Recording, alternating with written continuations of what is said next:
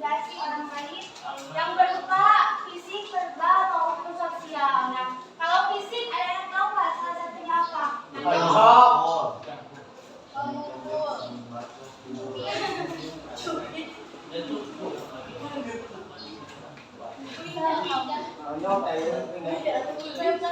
Apa kalau fisik?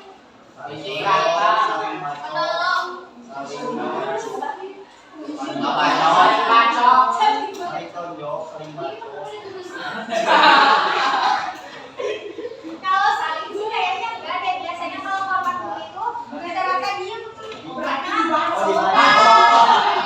soalnya kan yang jahilnya yang di pelaku ini biasanya yang emang sering melakukan tindakannya. Jadi bukan saling tapi malah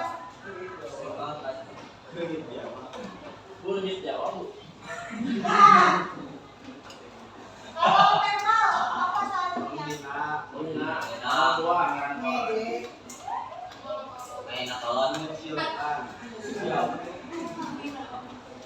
Terus ada lagi nggak fisik selain melakukan kekerasan?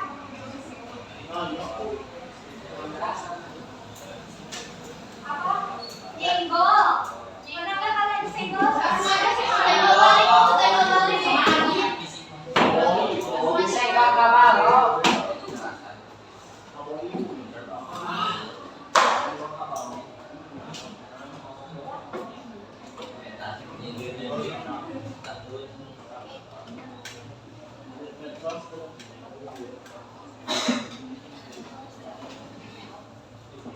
Selain itu kalau verbal apa? Menyindir.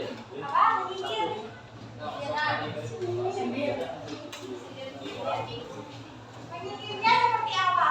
Kalimat-kalimat.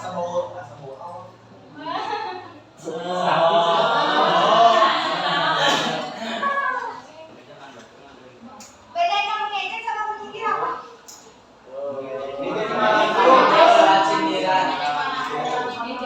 Menyindir mah lebih ke tidak langsung. Di sini suka ada yang kayak gitu? Suka ada yang nyindir-nyindir terkait permasalahan di kelas? Ada nggak? Oh, cowok suka nyindir-nyindir ke cewek.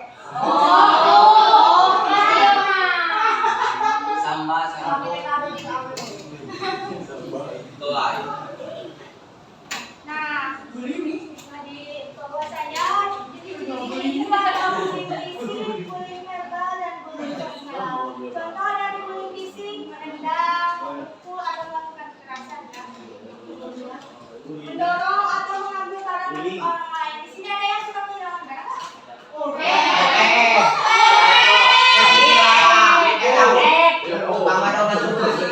Itu berarti suka sama siapa pelakunya?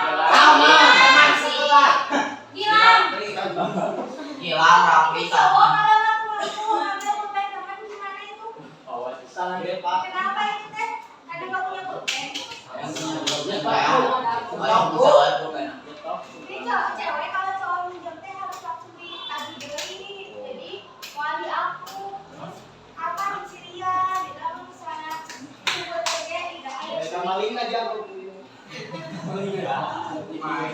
yang kedua ada bullying verbal, contohnya kayak tadi menyindir, menghina, mengejek, mengancam atau menyebarkan fitnah atau humor. Pernah nggak di sini ada kasus-kasus tentang apa namanya tuh berita-berita tentang kelas ini yang malah disebarkan sama sesama kelasnya? Pernah nggak?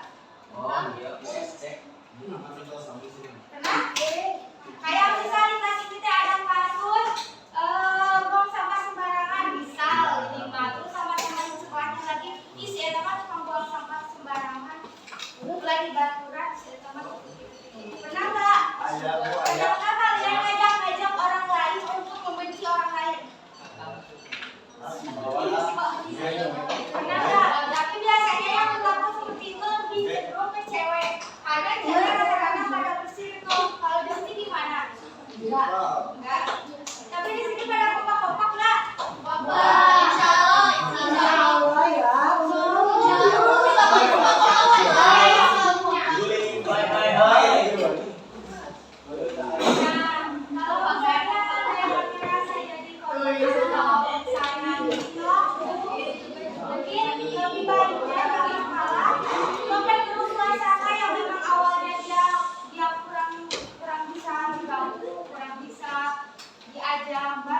tapi bukan malah disindir atau malah dibuat lebih jauh, tapi ajak, dirangkul, jangan, pokoknya jangan deh, jangan sampai malah ada pertikaian.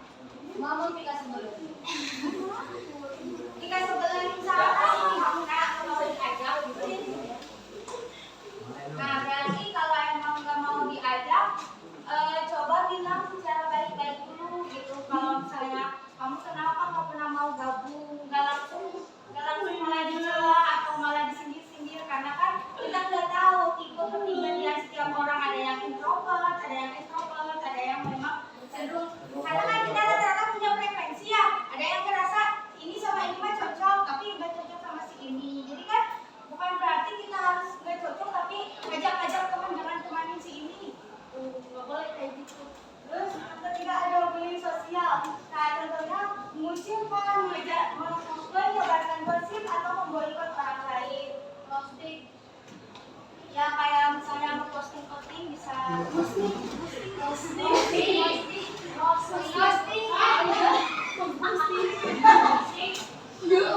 Oh ya Allah, ngerasain kayak ini sih apa?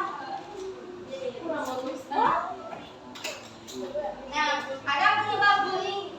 Di antaranya ada faktor perorangan, yaitu masalah pribadi, kurangnya kontrol diri dan rendah diri. Nah, tadi kan bahwasanya ada tipe orang yang emang merasa introvert ya, otomatis dia tuh merasa rendah diri, gak mau bersosial ibaratnya. Tapi bukan berarti orang tersebut malah dijauhin gitu.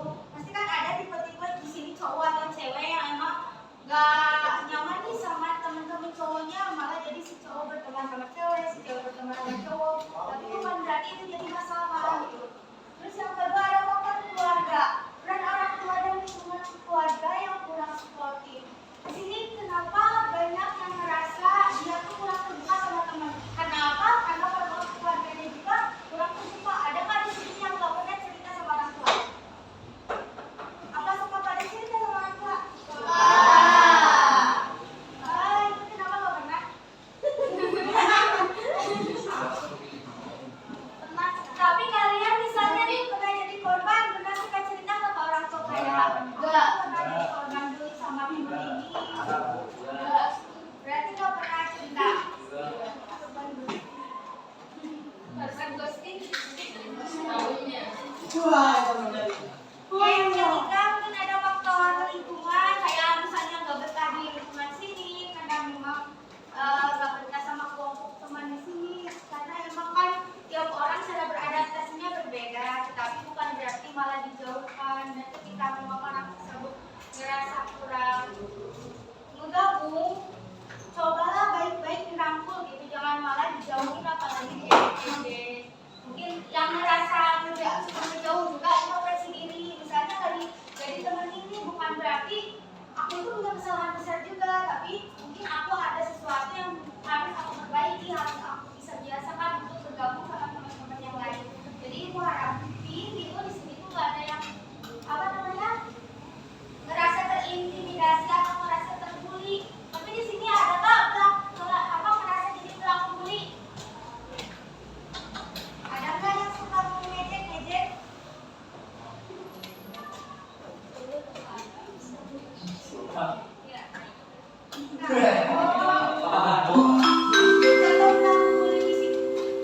Saatnya jam kedua dimulai.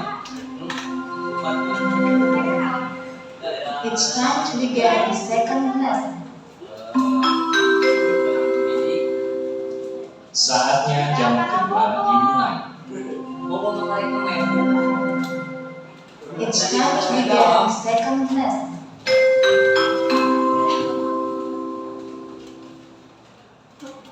Nah, dampak dari bully yang mungkin kan kita tuh menganggapnya ngejek-ngejek biasa itu nggak bermasalah saja, padahal kan orang yang berdampak dari perilaku bully itu bisa nyebabin kayak kecemasan dan depresi. Maka orang itu pasti bakal makin takut, cemas, gak bakal bisa gabung, gak bakal bisa bersosial, karena kan ada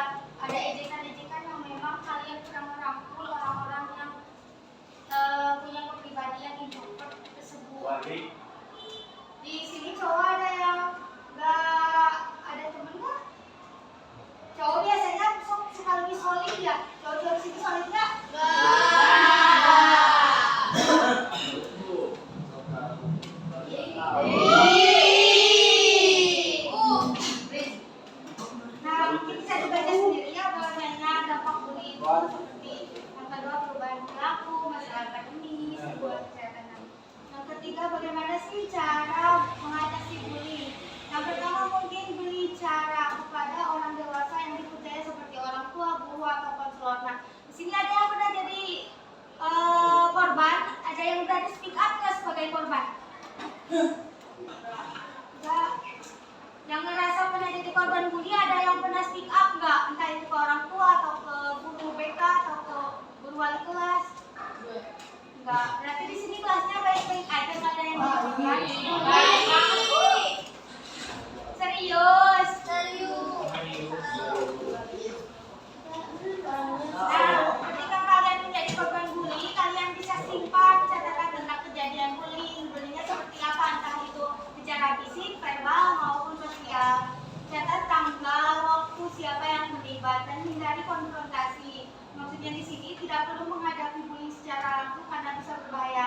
Soalnya apa? Ketika memang salah satu seorang pembuli itu bakal ngajak-ngajak ke orang lain, bener nggak? Kalau misal kalian ngerasa rata-rata sih yang ibu telaah, rata-rata kalau misalnya kalian gak suka sama satu orang, pasti ngajak-ngajak ke teman lain, otomatis orang yang menjadi korban bully itu merasa terintimidasi, terpojokkan, boleh ngelawan, karena memang kan bullying juga bukan berarti kita harus lemah ya, tapi udah baik juga malah jadi berantem gitu. Cukup laporkan saja bahwa kalian itu merupakan korban bullying. Yang keempat, ada tetap percaya diri. Pokoknya mah ingat bahwa bullying bukanlah kesalahan kamu dan kamu berhak mendapatkan perlindungan. Itu pun kembali lagi ke diri kalian ya, introspeksi diri lagi bahwasanya kenapa sih aku diginiin sama teman. Kalau emang gak ada permasalahan yang cukup serius, coba bicarakan dan pede aja gitu bahwasanya aku gak punya salah sama orang itu. Tapi ketika emang ada hal yang membuat orang itu ngebully kita, bukan ngebully, mengejek, kita harus introspeksi. Kayak misal Mbak Piket nih, si Mbak Piket itu kan sebuah ejekan ya, tapi ya kita juga harus introspeksi bahwasanya orang itu berperilaku seperti itu karena emang aku gak bertanggung jawab sudah melakukan piket. Yang sebelum kayak itu biasanya cowok sih yang gak pernah piket ya. Cowok di sini suka piket nggak? Nah, peran kita semua dalam mencegah bullying. Baca aja ya.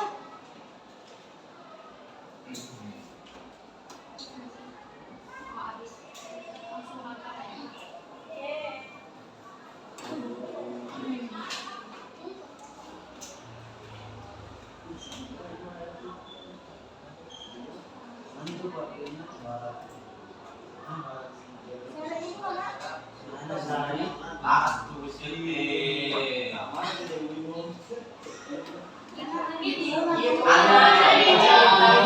Dicabut